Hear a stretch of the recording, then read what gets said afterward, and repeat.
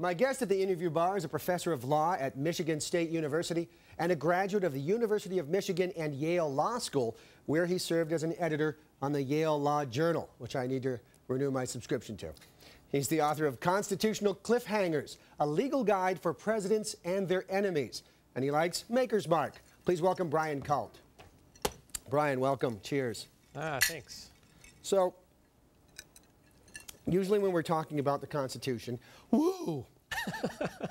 Usually when we're talking about the Constitution, it's we're talking about what the government can't do because of the Constitution. But you have a different approach. What is a constitutional cliffhanger? Why don't you just tell us what that is? Well, I look at a few situations where the Constitution leaves things unclear, such that bad things might happen, or at least some uncertainty over something important. And the ones in the book all concern the presidency. Okay. So things like someone tries to prosecute the president, or there's potentially a loophole in term limits. So maybe two-term president tries to stay in power.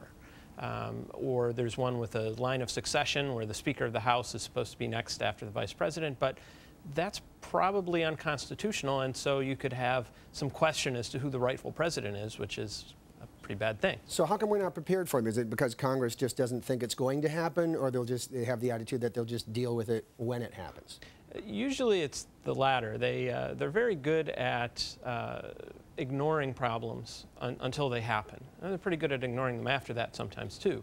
But usually they feel the pull of current events, and they don't want to deal with hypothetical things. These are all things that are pretty unlikely to happen. The point is that if they did happen, they'd be really bad. So that sort of balances out the low probability, but Congress isn't good at that. The other thing is, it's very hard to draft things so that they're airtight. There's a chapter on the disability provisions for the Constitution. What if the president's disabled? How can the members of the cabinet say so and get him out of power? Right. I think that's my favorite out of the scenarios, because that's just the one that's so kind of up in the air. Like, how do you decide, say, that the president's crazy? Exactly. And so you're like, oh, a lot of people, oh, the president's crazy. But no, how do you decide he's really crazy and he has to go? And there's nothing in the Constitution that really helps us figure that out. Well, there's a great process where the cabinet and the vice president vote on it, and it's happened on all these TV shows, The West Wing, they've invoked this. But in real life, there are a lot of practical reasons why they wouldn't actually do it.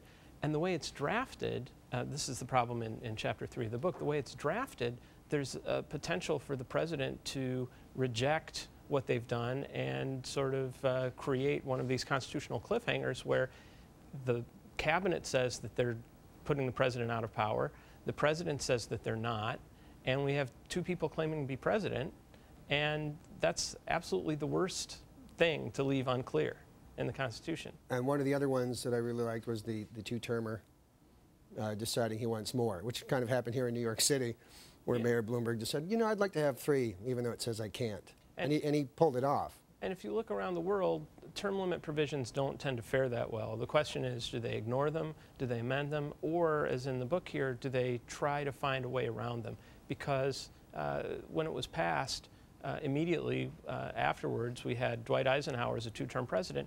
Right away, people were saying, hey, the way this is drafted, there's a loophole in there. They left a hole in there when they wrote it. Consciously or unconsciously, there it is.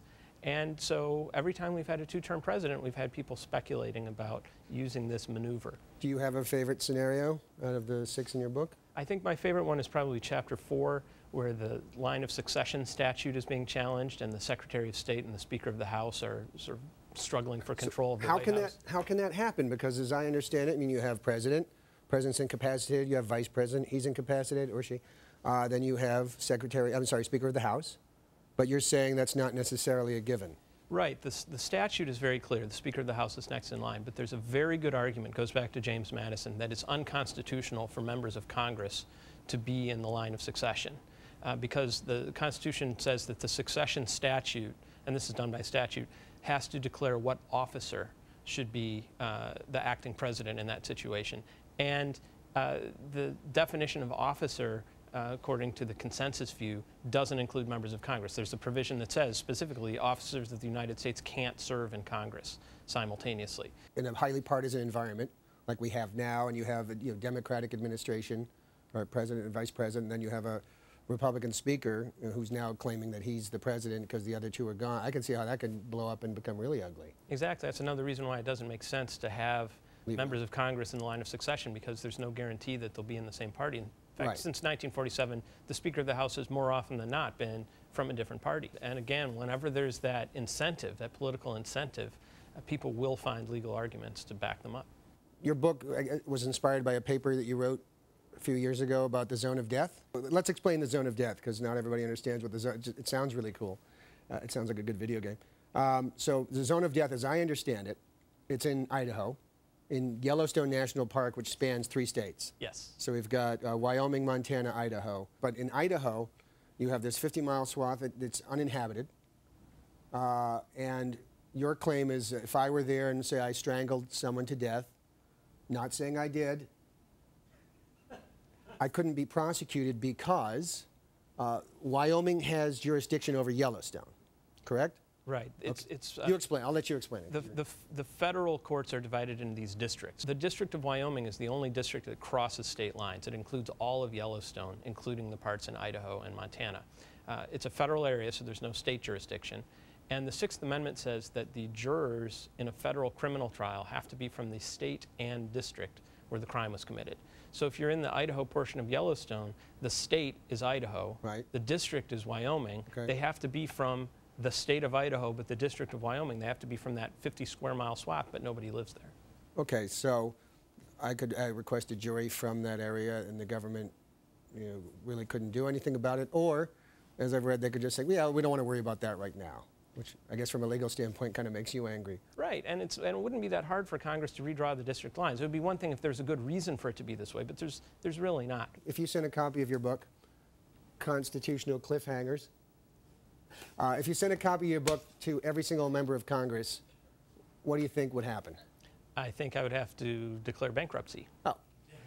If I funded it, what do you think would happen? Oh, well, in that case, I think that I would probably get 2 or 3 letters acknowledging it, and maybe they would have a hearing or 2, but I wouldn't expect them to do anything. That's all the time we have for tonight. Many thanks to Brian Kalt for stopping by to talk about his book, Constitutional Cliffhangers, and to our sponsors and our anonymous sugar daddies for really helping us get to our goal of iPads for everyone. There's a new show next week, of course. Until then, good night, take care, and good luck.